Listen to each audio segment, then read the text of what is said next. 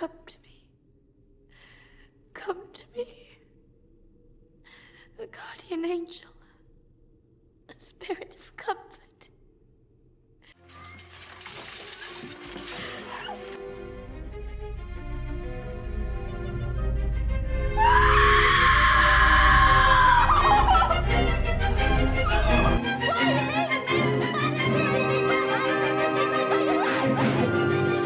We're human too, you know.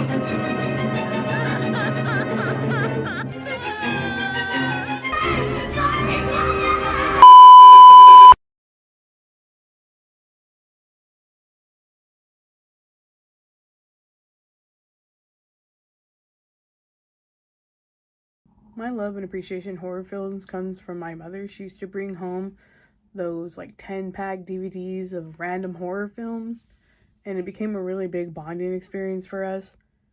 I love the controlled environment of fear and adrenaline, but logically being safe at the same time, and you have the opportunity to turn it off whenever you felt like it.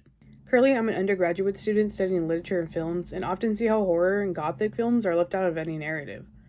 My goal in this channel is to highlight horror films from a feminist perspective in a world controlled by the male-dominated narrative. Carol J. Clover's Men, Women, and Chainsaw, Gender in Modern Horror Films is the one that's credited for starting the final girl archetype. Clover defines the final girl as the image of a distressed female most likely to linger in memory is the image of the one who did not die, the survivor. She can do one of the two endings, such as killing the monster or typically a terrifying man, or she's rescued right before her potential death. The final girl is boyish, just as the killer is not fully masculine. She's not fully feminine. She's smart and clever while being modest and shows kindness to her counterparts. She's rewarded life because she's considered a good girl based on societal standards. 1974, The Texas Chainsaw Massacre, Sally. Sally's character from the beginning shows compassion to the psychopathic hitchhiker. She's not overtly a sexual threat or objectively. It can be viewed as Sally's intention to offer sex in exchange for her life. However, Leatherface's family isn't entirely interested in sex. Their whole reason for doing what they do is a disembodiment and cannibalism. The amount of time that Sally is tortured within the film is roughly around 30 minutes, and the film itself is only an hour and 23 minutes. Sally's experience reflects women's vulnerability in a predatory patriarchal system, as the film refuses to grant her any empowerment. She laughs hysterically as she escapes traumatized. And what kind of victory is that really for a woman?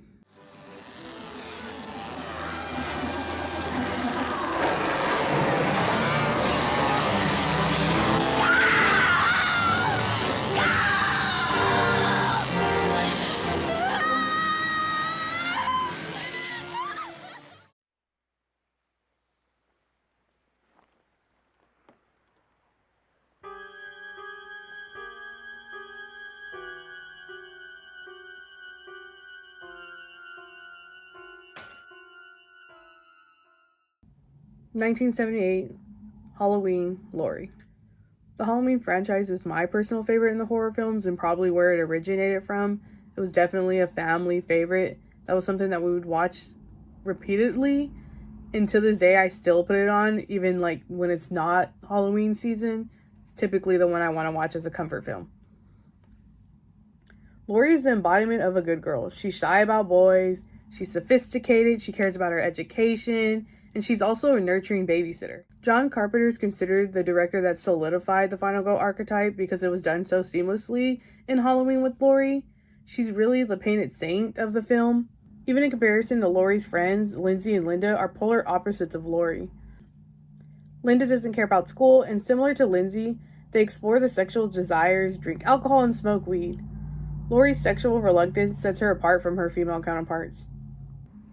Even down to the weapons that Laurie uses to defend herself against Michael Myers are a hanger and a knitting needle, really showing that embracing of femininity.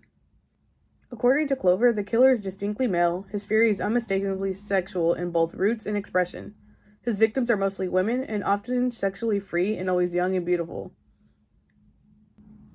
That's why Lindsay and Linda are the victims of Michael. Well, yes, Laurie is a victim. She ultimately survives, which gives her that final girl title. However, her friends suffer for being a woman of choice. Lori lives because she suppresses her sexual desires and is granted life.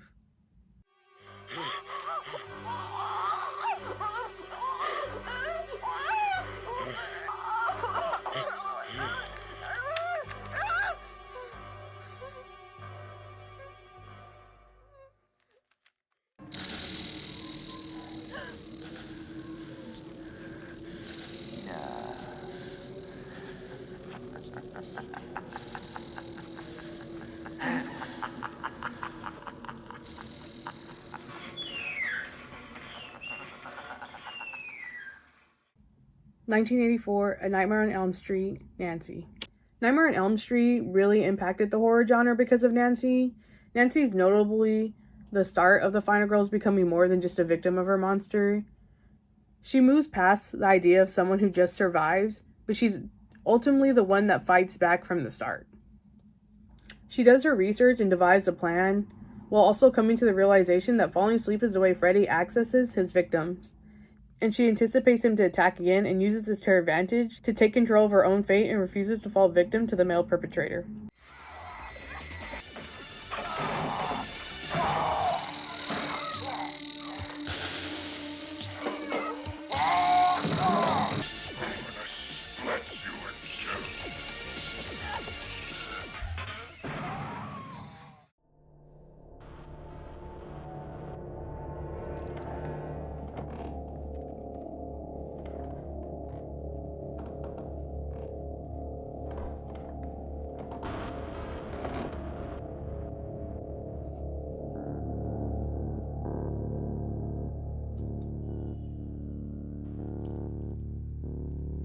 Please don't.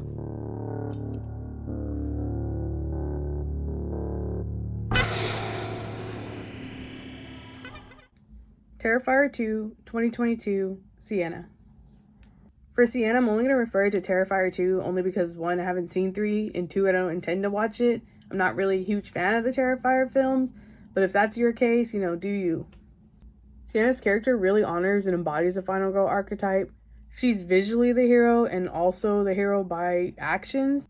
She's careful and risks her life to save her younger brother. Similar to Nancy, she fights against Art the Clown with no mercy. She highlights her femininity as a strength, as a Valkyrie, which is a woman warrior. Terrifier films are no stranger to brutality towards women, and Sienna's body is also exploited in that way. Her costume is revealing, but at the same time she's punished as she's stabbed through her abdomen for being so revealing. She's exhausted and sustains life-threatening injuries, yet all of these injuries she endures also mirrors the image of women suffering in a male-dominated patriarchy.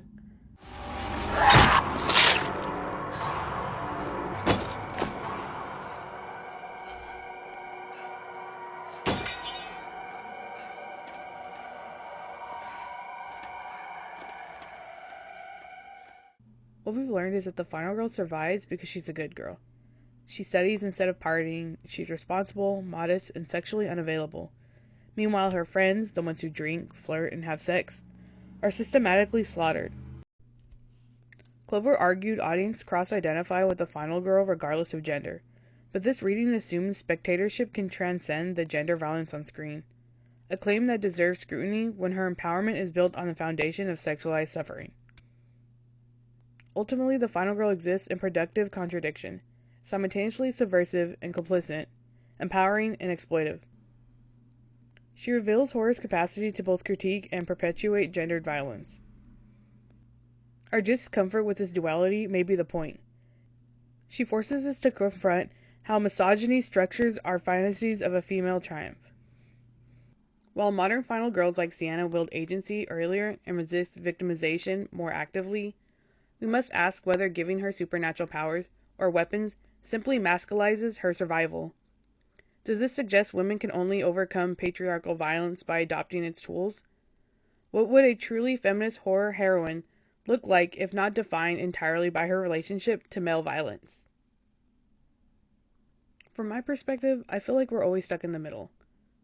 Women are essentially the focal point of horror films, and rarely do you ever see us as the killer unless we're a witch.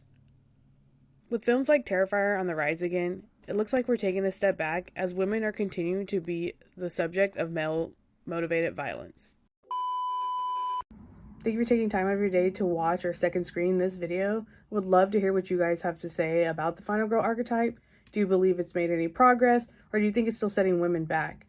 I'll post a link in the description to my blog where we can continue that conversation. Either way, I'm just so happy that you were here.